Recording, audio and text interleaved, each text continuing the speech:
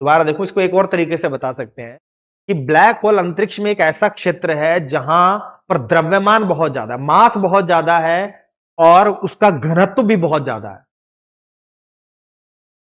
ये अंतरिक्ष में ऐसा क्षेत्र है जहां पर बहुत ज्यादा मास है, उसका घनत्व भी बहुत ज्यादा है, उसका तापमान भी बहुत ज्यादा है, ऐसा क्षेत्र है।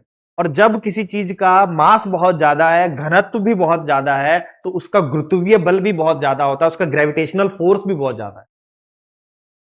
तो ये अंतरिक्ष में एक ऑब्जेक्ट है जिसका मास बहुत ज्यादा है, घनत्व बहुत ज्यादा है, गुरुत्वीय बल बहुत ज्यादा है, मतलब ग्रेविटेशनल फोर्स बहुत ज्यादा है।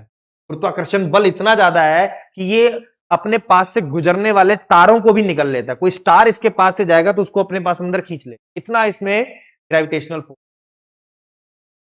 और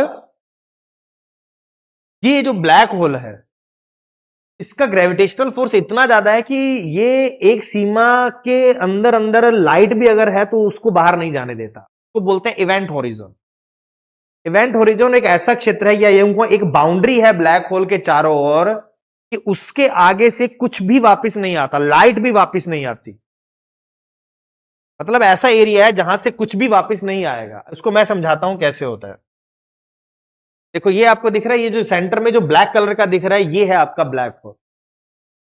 और ये जो ब्लैक होल है, इसके चारों ओर ये जो आपको कलरफुल दिखाई दे रहा है, ये लाइट नुमा दिखाई दे रहा है, ये बहुत सारे ऑब्जेक्ट हैं। यहां पर स्टार्स टूट रहे हैं, इसकी ग्रेविटी बहुत ज्यादा होती है। देखो इस तरह से कि मान लो कि ये बीचों बीच एक ब्लैक होल है, ये रहा, ये ब्लैक होल है।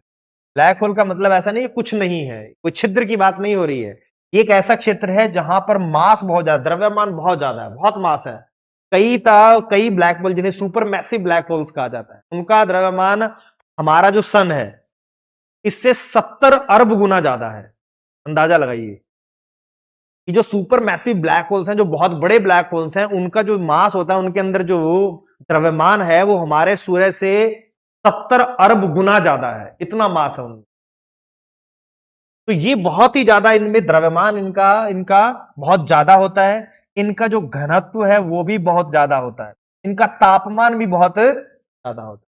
अब इस द्रव्यमान बहुत ज्यादा है, घनत्व भी बहुत ज्यादा है, मतलब वो जो जितना मास है बहुत ही कम एरिया में पैक है, बिल्कुल सिकड़ा हुआ है एक जगह पर। तो उसकी ग्रेविटी या ग्रेविटेशनल फोर्स बहुत ज्यादा होता है, तो इसका गुरुत्वाकर्षण बल भी गुरुत्वाकर्षण बल बहुत ज्यादा होता है, बहुत ज्यादा होता है। तो इसे कहते हैं ब्लैक होल। ब्लैक, अब इसे ब्लैक होल कहते क्यों? देखो ये बात तो समझ में आई, तो ये तो इसकी विशेषता है। लेकिन अगर मैं इसकी बात करूं कि ये जो ब्लैक होल है, मान लो कि यहां पर ब्लैक होल, तो इसके चारों ओर एक बाउंड्री है, ये इसका इलाका है इस तरह से। तो अगर ये जो इलाका है, इसे बोलते हैं इवेंट हॉरिजन। इस सीमा से आगे अगर कुछ भी गया वापस नहीं आएगा। यहां से लाइट भी वापस नहीं आ पाती। क्यों? क्योंकि इसका गुरुत्वाकर्षण बल इतना ज्यादा है कि जो भी आएगा उसको ये अपने अंदर समा लेगा, ये अपने अंदर खींच लेता है। और इस ब्लैक होल के चारों तरफ माना जाता है कि जो हमारी गैलेक्सीज हैं, आकाश गंगा है, उनके सेंटर में इस तरह के ब्लैक होल है। और हमारे जो स्टार्स हैं वो इसके चारों तरफ, ये तारे जैसे हमारा सूर्य है, वो इसके चारों तरफ इसके गुरुत्वाकर्षण बल की वजह से इसके चारों तरफ घूम रहे हैं। और ये आपस में क्या करते हैं, जब ये इसको अपनी तरफ खींचता है, ये यूं अपनी तरफ ऐसे खींचता है, क्योंकि इसका गुरुत्वाकर्षण बल बहुत ज्यादा है, मतलब ये तारों को भी अपने अंदर खींच लेता है और उनको अपने अंदर समा लेता है, तो उनका मास भी इसके अंदर चला जाता है। अब जब ये इस तरह से जाते हैं तो इनके टुकड़े टुकड़े हो जाते हैं, इन तारों के, यूं तारे इनके जो ग्रह होंगे उन सब के, ये चारों तरफ ये टुकड़े है, डेब्रिस है, कचरा है इसके चारों तरफ।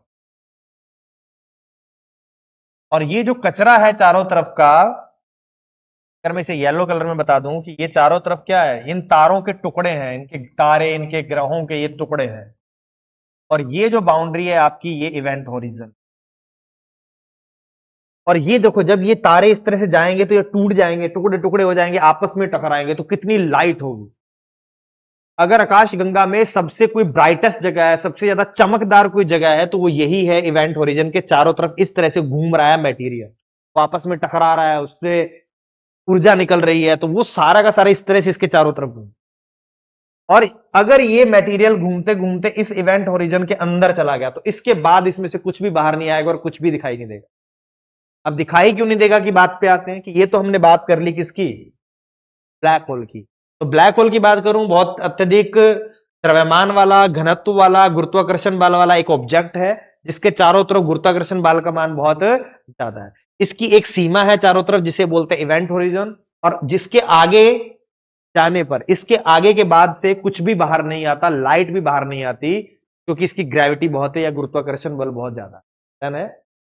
अब आते हैं कि ये दिखाई क्यों नहीं देता। दिखाई देने का रीजन ये होता है कि कोई भी चीज हमें तब दिखाई देती है जब उससे कोई लाइट हमारी तरफ आए, उससे किरणें हमारी तरफ आएंगी, उससे लाइट हमारी तरफ आएगी, तभी वो हमें दिखाई देगा, अदरवाइज वो चीज हमें दिखाई नहीं देती है।